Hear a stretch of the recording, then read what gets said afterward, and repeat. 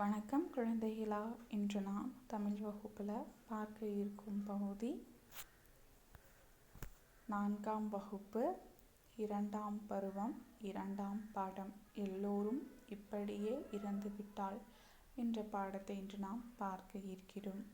இது விவசாயத்தை பற்றியும் விவசாயத்தின் முக்கியத்துவத்தை உணர்த்தும் வகையிலும் இந்த பாடம் நமக்கு அமைஞ்சிருக்குது. பாடத்திற்குள்ளே போகிறதுக்கு முன்னாடியே நாம் இப்பாடத்தில் வரக்கூடிய கடினமான சொற்களை காண்போம்.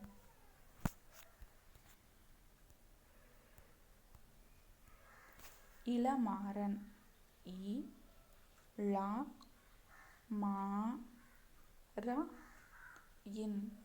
இளமாறன். வயல்வெளி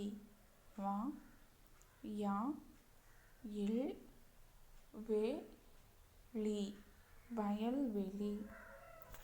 தொழிற்சாலை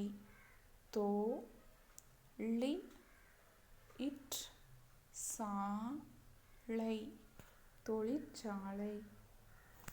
நெற்பயிர்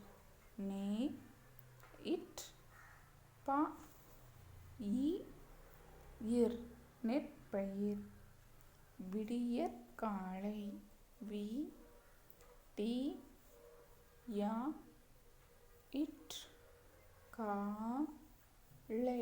விடியற்காலை.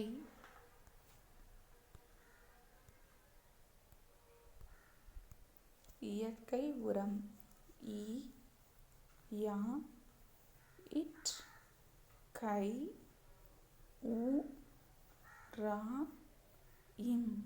இயற்கை உரம். செயற்கை உரம்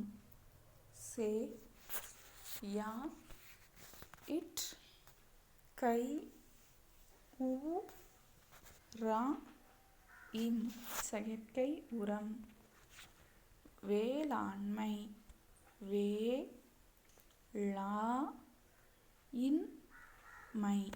வேளாண்மை.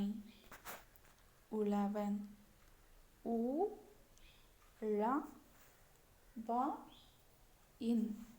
உழவன். விளைச்சல்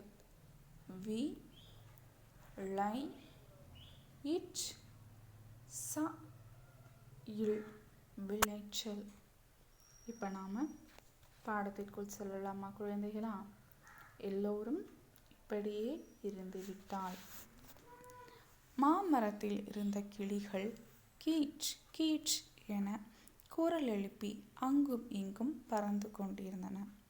அருகில் இருந்த வைக்கோல் போரின் மீது சேவல் ஒன்று மெதுவாக நடைபெற்று கொண்டிருந்தது.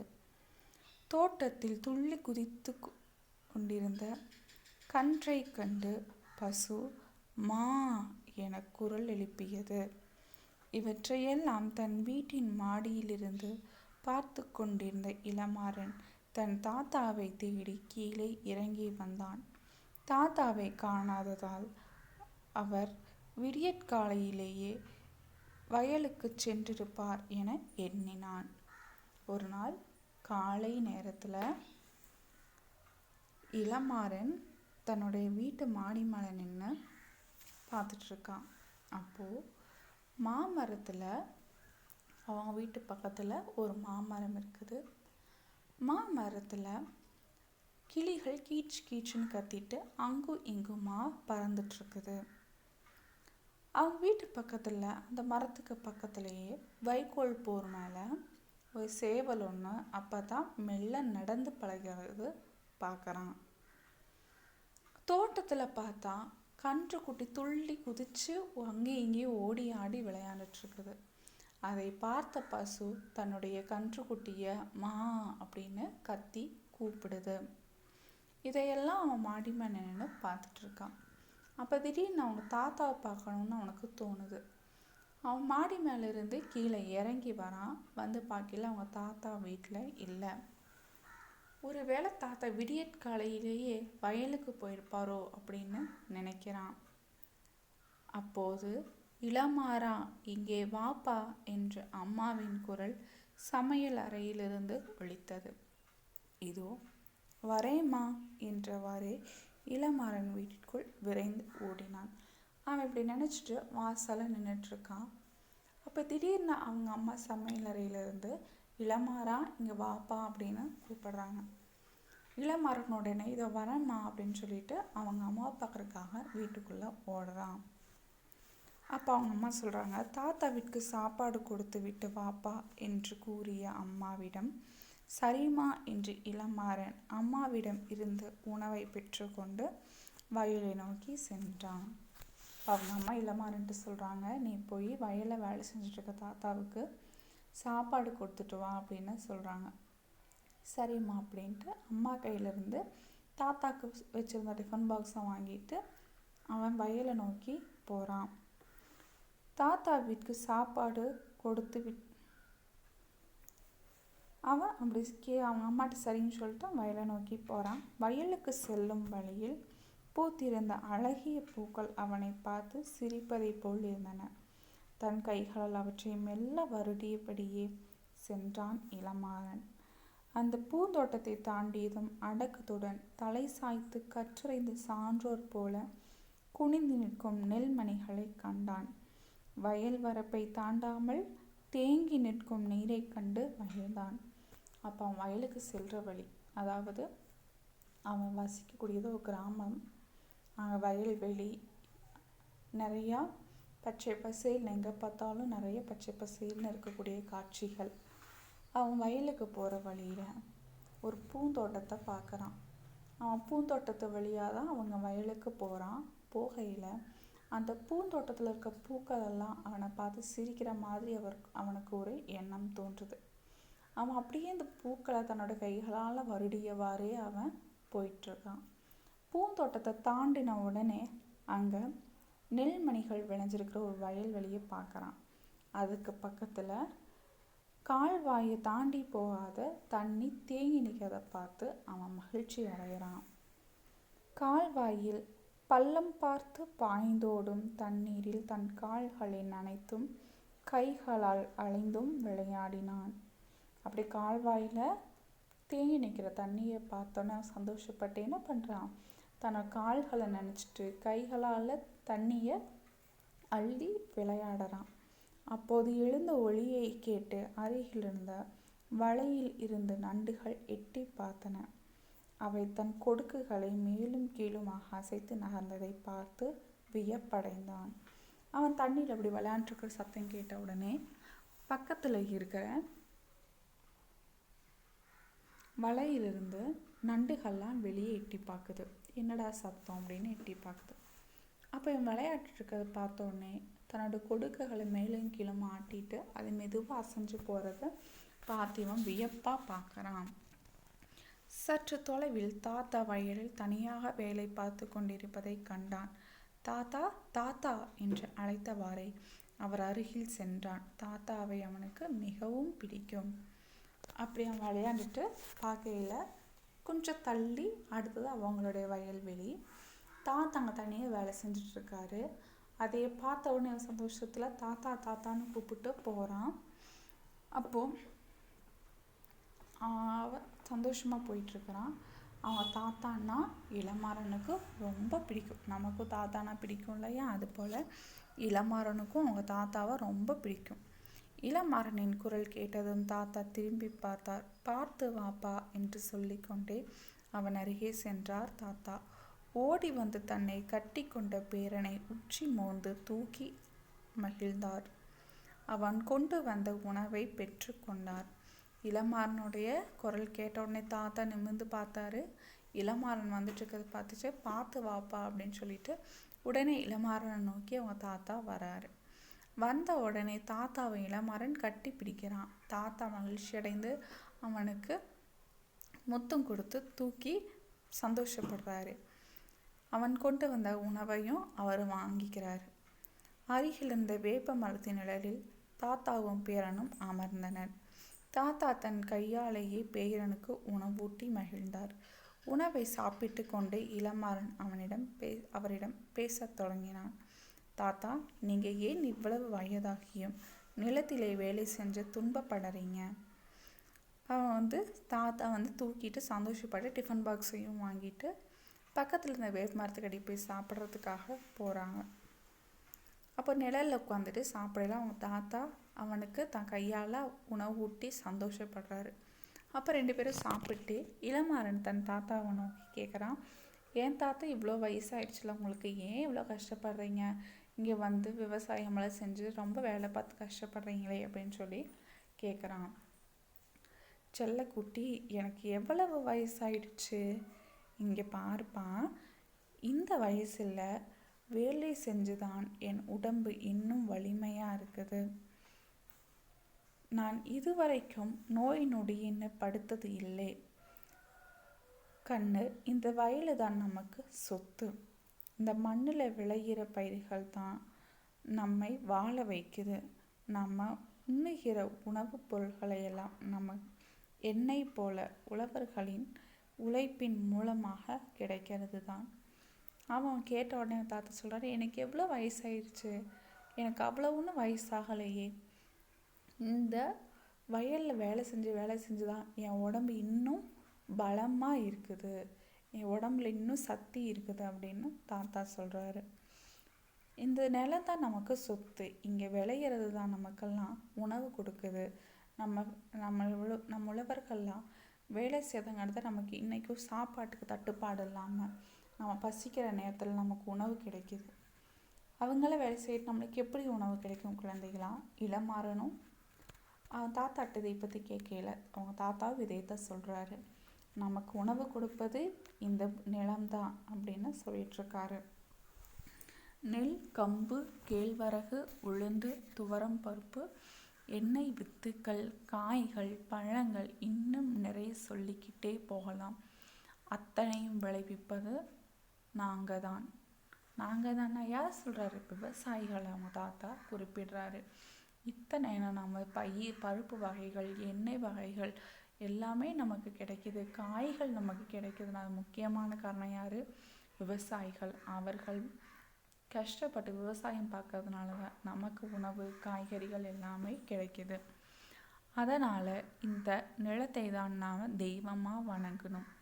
செல்லக்குட்டி, இந்த நிலத்தை ஒரு நாள் பார்க்கலைனாலும் எனக்கு தூக்கமே வராதுப்பா. அது மட்டுமா, இந்த நிலத்தில் விளையிற விளைச்சல் எல்லாம் நமக்கு மட்டும் பயன்படுதுன்னு நினைக்கிறியா? அதுதான் இல்லை. நம்ம தேவைக்கு போக விளைந்ததை பிறருக்கு கொடுக்கும் பொழுது கிடைக்கிற மகிழ்ச்சி இருக்கு பாரு, அதுக்கு ஈடு இணையே இல்லைப்பா. அவங்க தாத்தா விவசாயிகள்லாம் விளைவிக்கிறதெல்லாம் அவங்க மட்டுமா வச்சுக்கிறாங்க? இல்லை, அவங்களுடைய வீட்டு தேவைக்கு போக மற்றதெல்லாம் விற்பனைக்காக கொடுத்து மற்றவங்களுக்கு உணவு கிடைக்கிறதுக்காக வழி செய்கிறாங்க. அப்படி நமக்கு இத்தனையும் கொடுக்குற நிலத்தில் நம்ம எப்படி பார்க்கணும்? தெய்வமாக நினச்சி நம்ம வணங்கணும் அப்படின்னு தாத்தா சொல்கிறாரு. ஆமாம் தாத்தா, சரியாகத்தான் சொல்கிறீங்க. உழவர்கள் தான் உலகத்துக்கே அச்சாணின்னு எங்கள் ஆசிரியர் கூட சொன்னார். அவன் இளமாறனுக்கு அவங்க ஆசிரியர் என்ன சொல்லியிருக்காரு? உழவர்கள் தான் இந்த உலகத்துக்கே அச்சாணி போன்றவர்கள். சக்கரத்துக்கு அச்சாணி எப்படி முக்கியம்? அச்சாணி இருந்தால் தானே அந்த வண்டி ஓடும். அது போல தான் இந்த உலகத்துக்கு உழவர்களால் மட்டும்தான் இந்த உலகம் இன்னும் வாழ்ந்துட்டுருக்குது. அவங்க விளைவிக்கிற உணவுகள் மூலமாக தான் நம்ம சாப்பிட்டு இன்னமும் நல்லபடியாக வாழ்ந்துட்டுருக்கோம். அதனால தான் அவங்க ஆசிரியர் சொல்லியிருக்காரு, இந்த உலகத்துக்கே உழவர்கள் அச்சாணி போன்றவர்கள்னு சொல்லியிருக்காரு. தாத்தாவிடம் பேசிக்கொண்டே அருகில் இருந்த வெண்டை செடியிலிருந்து ஒரு வெண்டைக்காய் பறித்தான் இளமாறன். இன்னும் கூட 2-3 பறித்து சாப்பிடுப்பா, பச்சையாக சாப்பிட்டா உடம்புக்கு நல்லது தான் என்றார் தாத்தா. அவன் அப்படி தாத்தா கிட்ட பேசிக்கிட்டு என்ன பண்ணுறான்? அவங்க வயல்வெளியில் விளைஞ்சிருக்கிற ஒரு வெண்டைக்காயை பறித்து அவன் சாப்பிட்றான். நம்ம தாத்தா சொல்கிறாரு, இன்னும் கொஞ்சம் பறித்து சாப்பிடு, பச்சையாக சாப்பிட்றதுனால உடம்புக்கு ரொம்ப நல்லதுன்னு தாத்தா சொல்கிறார். தாத்தா, வெண்டைக்காய் சுவையாக இருக்கிறதே என்ற பேரனிடம், ஆமாம்ப்பா, இயற்கை உரம் போட்டு தான் இங்கே எல்லா உணவு பயிரையும் விளைவிக்கிறோம், அதனால் உடம்புக்கு கெடுதி இல்லை, உணவுப் பொருளும் சுவையாக இருக்கும் என்று கூறி தாத்தாவின் கண்கள் சற்றே கலங்கியது போல் உணர்ந்தான் இளமாறன். தாத்தா தாத்தா என்ன ஆச்சு? ஏன் என்னவோ போல இருக்கிறீங்க? ஒன்றும் இல்லைப்பா என்ற தாத்தா உண்மையாகவே தம் கண்களை துடைத்துதான் கொண்டார். அப்போது அவங்க தாத்தா இளமாறன் சொல்கிறான், வெண்டைக்காய் ரொம்ப நல்லா இருக்குப்பா, நல்லா இருக்குது, நல்லா டேஸ்ட்டாக இருக்குது அப்படின்னு சொல்கிறோம். அப்போ தாத்தா சொல்கிறாரு, இங்கே நம்ம நிலத்துல விளையிறது எல்லாமே இயற்கையான உரம் போட்டு விளைவிக்கிறதுனால எல்லாமே சத்தாகவும் ரொம்ப டேஸ்டானதாகவும் இருக்கும்னு தாத்தா சொல்கிறாரு. இப்படி சொல்லிட்டு இருந்த தாத்தா திடீர்னு அவருடைய கண்கள் கலங்கிடுச்சு. அதை பார்த்த இளமாறன், ஏன் தாத்தா உங்களுக்கு என்னாச்சு, ஏன் ஒரு மாதிரி இருக்கீங்க அப்படின்னு கேட்குறான். ஒன்றும் இல்லைப்பா அப்படின்னு சொல்லிட்டு தாத்தா தன்னோட கண்களில் வரக்கூடிய நீரை துடைக்கிறாரு. தாத்தா, நீங்கள் என்கிட்ட எதையோ சொல்ல வேண்டாம்னு நினைக்கிறீங்க, அப்படித்தானே? சொல்லுங்க தாத்தா என்றான் இளமாறன். தாத்தா இளமாறன் கிட்ட இருந்த மறைக்கிறத இளமாறன் கண்டுபிடிச்சிட்டான். என்கிட்ட என்னமோ சொல்ல மறைக்கிறீங்க தாத்தா, என்னன்னு சொல்லுங்க தாத்தா அப்படின்னு கேட்குறான். அப்போதெல்லாம் நிறைய மாடுகள் இருக்கும். அவற்றின் சாணத்தை ஒன்று சேர்த்து எருவாக்கி நிலத்தில் போட்டு இயற்கையாக உழவு செய்தோம். தாவரங்களோட தலைகளை மண்ணிலிட்டு மக்கச் செய்து நல்ல விளைச்சல் கண்டோம். இப்படி விளைகிற உணவுப் பொருட்களை சாப்பிட்றவங்க நல்ல உடல் நலத்தோடும் நோய் எதிர்ப்பு சக்தியோடும் இருந்தாங்க. ஆனால் இப்போ எல்லாம் இயற்கை உரத்தையே பார்க்க முடியலை. அப்போ அவங்க தாத்தா எதை நினைச்சு அழுதுருக்காரு, அவருடைய நிலத்துல அப்பெல்லாம் இயற்கையான உரம் நிறையா இருக்கும். அப்பெல்லாம் மாடுகள் எல்லா வீட்லேயும் நிறையா இருக்கும். அப்போ அவங்களாம் என்ன பண்ணுவாங்களாமா, மாட்டுச்சாணத்தில் சேர்த்து வச்சு அதை எருவாக்கி அதை கொண்டு போய் வயல்வெளியில் போடுறப்போ நல்ல செடிகளுக்கு நல்ல சத்து கிடைச்சி விளையிற பயிர்களெல்லாம் நல்ல சத்துமிக்க பயிர்களாக விளைஞ்சிட்டு இருந்தது. அப்போ இளைய செடிகள் விழக்கூடிய தலைகளெல்லாம் கொண்டு போய் என்ன பண்ணுவாங்களாம்மா, மண்ணை அந்த செடிகளுக்கு கீழே போட்டுவிட்டா அது அப்படியே மக்கி செடிகளுக்கு உரமாகி நல்ல சத்துமிக்க பயிர்களாக விளையும். இதையெல்லாம் சாப்பிட்ற மனிதர்களுக்கு நோய் எதிர்ப்பு சக்தி வரும். நிறைய நோய்கள் வராமல் அவங்க வந்தாலும் அதை தாங்கக்கூடிய எதிர்ப்பு சக்தி அவங்க உடம்புல நிறையா இருந்தது. ஆனால் இப்பெல்லாம் நல்ல இயற்கையான உரத்தையே பார்க்க முடியலையே அப்படின்னு சொல்லி தாத்தா அழுகிறாரு. அப்படிதானே குழந்தைகளா, அப்போல்லாம் நோய் எதிர்ப்பு சக்தி எல்லாத்துக்கும் இருந்தது. அதற்கு காரணம் அவங்க சத்தான உணவுப் பொருட்களை சாப்பிட்டதுனால. ஆனால் இப்போ நாம் உட்கொள்கிற உணவுகள் எல்லாமே சத்து மிக குறைந்த உணவுகளை தான் நம்ம சாப்பிட்றோம். ஏன்னா இயற்கை உரத்தெல்லாம் எடுத்துகிட்டு இப்போ செயற்கை உரத்தை போடுறாங்க. அதனால் நமக்கு பயிர்களே சத்து இல்லாமல் தான் வருது. அதை சாப்பிட்ற நம்மளுக்கும் சத்து கிடைக்கிறதில்ல. நம்ம உடம்புல நோய் எதிர்ப்பு சக்தியெல்லாம் குறைஞ்சி போய் இப்போ நிறைய நோய்கள் வருது. இப்போ கூட நாம் கொரோனான்ற நோயை எதிர்கொண்டுட்டு தான் இருக்கிறோம்.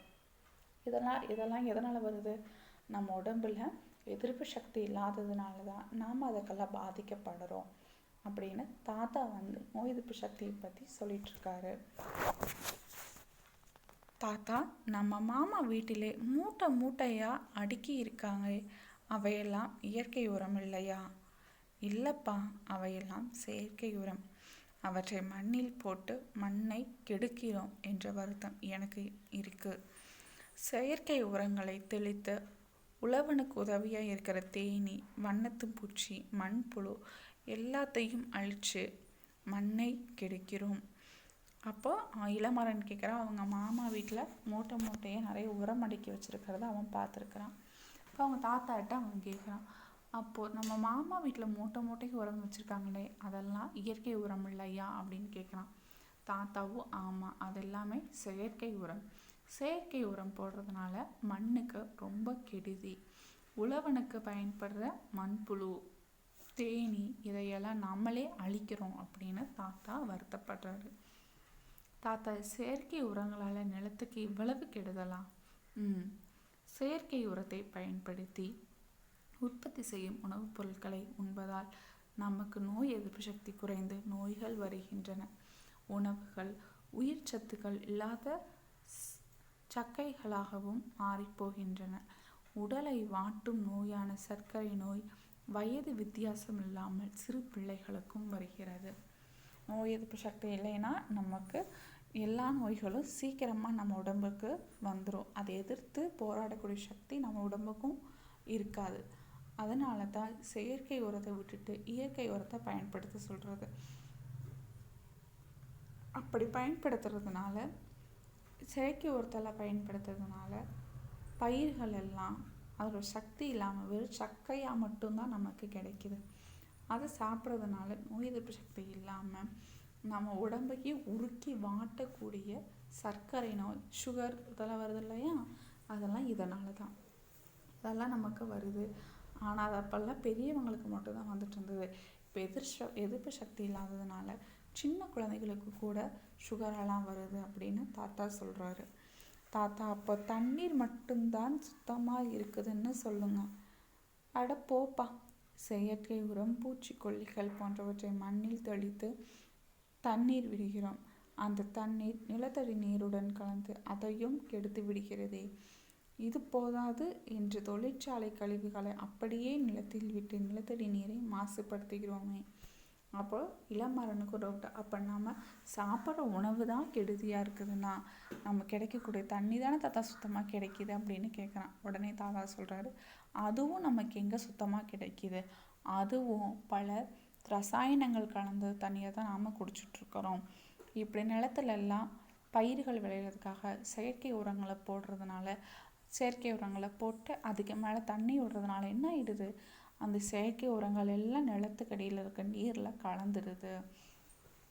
அது பத்தாதுன்னு தொழிற்சாலைகளில் என்ன பண்ணுறாங்க, அங்கே இருக்க கழிவுகள் எல்லாம் என்ன பண்ணிடுறாங்க, நீர்நிலைகளை கலந்து விட்டுடுறாங்க, இல்லை வெளியே அப்படியே விட்டுடுறாங்க. அதனால் என்ன ஆகிடுது, நிலத்தடிக்குள்ளே போய் நிலத்தடி நீர்லலாம் அந்த ரசாயனமெல்லாம் கலந்துடுது. அதுவும் நமக்கு சுத்தமாக கிடைக்க மாட்டேங்குதே அப்படின்னு அவங்க தாத்தா ரொம்ப கவலைப்படுறாரு. அடப்பாவமே, அப்படின்னு நம்ம எதைத்தான் சாப்பிடுவது, இப்படி எல்லாமே சாப்பிட்ற உணவுப் பொருளும் நம்மளுக்கு சத்து இல்லாத விஷமாக தான் இருக்குது. நம்ம குடிக்கக்கூடிய தண்ணியும் விஷமாக தான் இருக்குது. அப்போ நம்ம எதை தான் தாத்தா சாப்பிட்றது அப்படின்னு இளமாறன் கேட்குறான். பழைய முறைப்படி நாம் இயற்கை உரங்களை பயன்படுத்தி வேளாண்மை செய்யணும்ப்பா. அப்போதான் நாம் மட்டுமல்ல எல்லோருமே நலமாக இருப்பாங்க. இப்போ இருக்கிற முறையை நம்ம கைவிட்டுட்டு நம்முடைய முன்னோர்கள், நம்ம தாத்தா பாட்டி இவங்களாம் விவசாயம் செய்யலை, என்ன முறையை பயன்படுத்தினாங்களோ அதே முறையை இப்போ நம்ம ஃபாலோ பண்ணோம்னா நமக்கு சத்தான உணவுகள் கிடைக்கும், நிலங்களும் பாழ்படாமல் இருக்கும்னு தாத்தா சொல்கிறாரு. தாத்தா, நீங்கள் சொன்னதை நான் நல்லா புரிஞ்சுக்கிட்டேன். உழவுதான் நமக்கு உயிர், அதில் விளையிற பயிர்கள் தான் நமக்கு எல்லோருக்கும் உணவாக இருக்குது. அதனால் நம்ம உயிர் காக்கும் உணவுப் பொருளை விளைவிக்கிற இந்த நிலத்துக்கு நம்ம எந்த கெடுதலும் செய்யக்கூடாது. முடிஞ்ச வரைக்கும் செயற்கை உரத்தை விட்டு இயற்கை உரத்தை தான் பயன்படுத்தணும். சரியா தாத்தா? அப்பா கிட்ட மட்டுமன்றி என் நண்பர்களுக்கும் நீங்கள் சொன்னதை கட்டாயம் எடுத்து சொல்லுவேன் அப்படின்னு இளமாறன் சொல்கிறான். தாத்தா சொன்னதெல்லாம் அவனுக்கு நல்லா புரிஞ்சிருச்சு. எது நல்லது எது கெட்டது, விவசாயம் எப்படி நடத்தணுன்றதெல்லாம் அவனுக்கு புரிஞ்சிருச்சு. அப்போ அவன் என்ன சொல்கிறான், நீங்கள் சொன்னதில் எனக்கு ரொம்ப நல்லா புரிஞ்சிருச்சு தாத்தா. அதனால் நான் நம்ம அப்பா கிட்ட மட்டும் இல்லை, என் ஃப்ரெண்ட்ஸ்கிட்டையும் நான் அதை பற்றி எடுத்து சொல்லுவேன்னு சொல்கிறான். நல்லது கண்ணு, அப்படியே செய். எல்லோரும் நன்மையை தர ஒரு செய்தியை சொன்னால் யாரும் ஏற்றுக்கொள்ளாமல் போவாங்க, மெதுவாய் புரிஞ்சுக்குவாங்க. சரி கண்ணு, உச்சி வெயிலில் வர்றதுக்குள்ளே நீ வீடு போய் சேரு அப்படின்னு தாத்தா அனுப்பிச்சி வச்சுறாரு. நல்லதை சொன்னால் யாரும் அவ்வளோ சீக்கிரம் ஏற்றுக்க மாட்டாங்க. நாமளாக இருந்தாலும் அட்வைஸ் பண்ணால் சீக்கிரம் ஏற்றுக்குவோமா? நமக்கு அந்த கஷ்டத்தில் பட்டாதான் நமக்கு, ஓ இது இப்படி செய்யக்கூடாது, அன்னைக்கே அவங்க அப்படி சொன்னாங்க, அதனால் நம்ம மாற்றிக்கணும்னு நம்ம சரியான வழியில் நம்ம மாற்றிக்குவோம். அது போல் தான் தாத்தா சொல்கிறாரு, யாரும் நல்லது சொன்னால் இங்கே ஏற்றுக்க மாட்டாங்க, மெதுவாக அவங்களே புரிஞ்சுக்குவாங்க. சரி, உச்சி வெயில் வர்றதுக்குள்ளே நீ வீட்டுக்கு போயிடு அப்படின்னு சொல்லி அவங்க தாத்தா இளமாறனை அனுப்பி வைக்கிறாரு. தாத்தாவிடம் விடை பெற்று ஆழ்ந்த சிந்தனையோடு வீடு திரும்பினான் இளமாறன். வீட்டிற்குள் நுழைந்ததும் யாரிடமும் பேசாமல் அமைதியாக தன் அறைக்கு சென்றான். அப்பொழுது அங்கு வந்த அவனுடைய அப்பா, இளமாறா, என்ன ஆச்சு, ஏன் ஒரு மாதிரியாக இருக்க? ஓ, வயலுக்கு போயிட்டு வந்தியா? இந்த வெயிலில் உனக்கு ஒத்துக்கலையோ? உங்கள் தாத்தா கூட நான் சொல்கிறத எங்கே கேட்குறாரு? இந்த தள்ளாத வயசில் எதுக்கு வயலில் போய் வேலை செய்யணும், வீட்டில் இருக்கலாமில்ல என்று கூறின அப்பாவை இளமாறன் முறைக்கிறான். அவங்க அப்பா என்ன சொல்கிறாரு, அவன் வந்து அவங்க தாத்தா கிட்டேருந்து பேசிட்டு அவன் வீட்டுக்கு வரான். வர வழியிலெல்லாம் இதையவே யோசிச்சுட்டே வரான். வந்த உடனே அவன் என்ன பண்ணுறான், வீட்டில் யாருக்கிட்டேயும் பேசாமல் தன்னோட ரூமில் போய் அமைதியாக உட்காந்து இதை பற்றி யோசிச்சுக்கிட்டு இருக்கான். அப்போ அப்பா வந்து ஏன் ஒரு மாதிரி இருக்கான் அப்படின்னு சொல்லிட்டு அவங்ககிட்ட பேசுகிறதுக்காக வராரு. ஏன் ஒரு மாதிரி இருக்கேன், வெயிலில் நீ வயலுக்கு போயிட்டு வந்ததுனால டயர்டாக இருக்கா, இப்படி தான் உங்கள் தாத்தாவும் நான் சொல்கிறத கேட்கவே மாட்டேங்கிறாருன்னு அவர் சொல்லிகிட்ருக்காரு. உடனே இளமாறன் கோபம் வந்து அவங்க அப்பாவை பார்த்து முறைக்கிறான். அது சரிப்பா, நீங்கள் நினைக்கிற மாதிரி யாருமே வயல் வேலைக்கு போகலைன்னா என்ன ஆகும், எல்லாரும் இப்படியே இருந்து விட்டால் நாம் என்ன பணத்தையா சாப்பிட முடியும் என்றான். அவன் இளமாறன் தன்னோட தாத்தா சொன்னதெல்லாம் மனசில் வச்சுக்கிட்டு தன்னுடைய அப்பா கூட இந்த வயல் வேலையை எடுத்து செய்ய மாட்டேங்கிறாரே அப்படின்ற அவனுக்கு ஒரு ஆதங்கம். அதனால் அவன் என்ன பண்ணிடுறான், அவங்க அப்பா கிட்ட வெளிப்படையாக சொல்லிடுறான், இப்படியே எல்லாரும் உங்களை மாதிரியே வயல் வேலை வேண்டாம், வீட்லேயே சொகுசாக இருந்துக்கலாம் நினச்சா நம்ம என்னத்தை சாப்பிட முடியும், சாப்பாட்டுக்கு பதிலாக நம்ம சாப்பாட்டையே சாப்பிட்டு வாழ முடியுமா அப்படின்னு அவன் கேட்டுடுறான். உடனே அவங்க அப்பாவுக்கு ரொம்ப மன வருத்தம் ஆயிடுது. இளமாறனின் பேச்சில் வெளிப்பட்ட உண்மை தன்னை சுடுவது போல் உணர்ந்த அப்பா ஒன்றும் பேசாமல் வயலை நோக்கி நடந்தார். இளமாறன் வந்து இவ்வளோ சின்ன வயசுலாம் இப்படி உண்மையை உணர்ந்து பேசுகிறானே, அந்த உண்மையை அவங்க அப்பாவும் புரிஞ்சுக்கிட்ட உடனே அவர் என்ன பண்ணிடுறாரு, எதுவும் பேசாமல் வயலை நோக்கி போக ஆரம்பிச்சிடுறாரு. இந்த கதை உங்களுக்கு புரிந்ததா குழந்தைகளா? இந்த கதையில் நம்ம விவசாயம் நமக்கு ரொம்ப முக்கியம், விவசாயிகள் அதை விட நமக்கு ரொம்ப முக்கியம். இப்போ இருக்கிற காலகட்டத்தில் விவசாயம் மட்டுமல்ல, விவசாயிகளும் அழிஞ்சிட்டு வராங்க. அதுக்கு காரணம் நாம் எல்லாரும் தான். நாம் விவசாயத்தை மதிக்கிறதில்லை.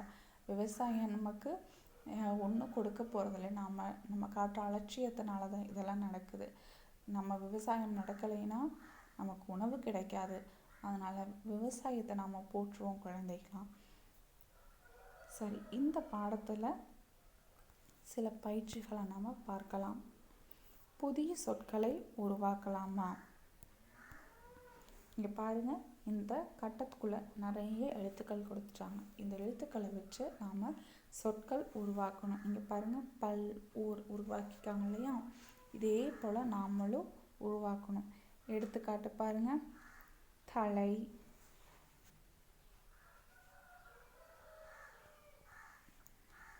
கண்,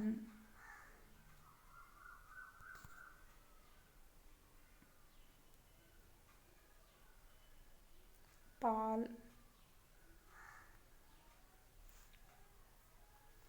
வாய், இது போன்ற எழுத்துக்களை சேர்த்து நம்ம சொற்கள் உருவாக்கணும். இதே போல் நீங்களும் எழுதி பாருங்கள். அடுத்தது அகர வரிசைப்படுத்துக. அதாவது தத்தா தித்தி வரிசையில் வரக்கூடிய சொற்கள் எல்லாம் இங்கே கொடுத்துட்டாங்க. நம்ம த, தா, தி, தீ, து, தூ இந்த வரிசையில் நாம் சொற்களை வரிசைப்படுத்தி எழுதணும். இந்த வீட்டில் எழுதி பாருங்கள் குழந்தைகளாம். இந்த பாடம் உங்களுக்கு புரிந்திருக்கும்னு நினைக்கிறேன். பயிற்சிகளையும் வீட்டில் செஞ்சு பாருங்கள். அடுத்த வகுப்பில் வேறொரு பகுதியை காணலாம். நன்றி.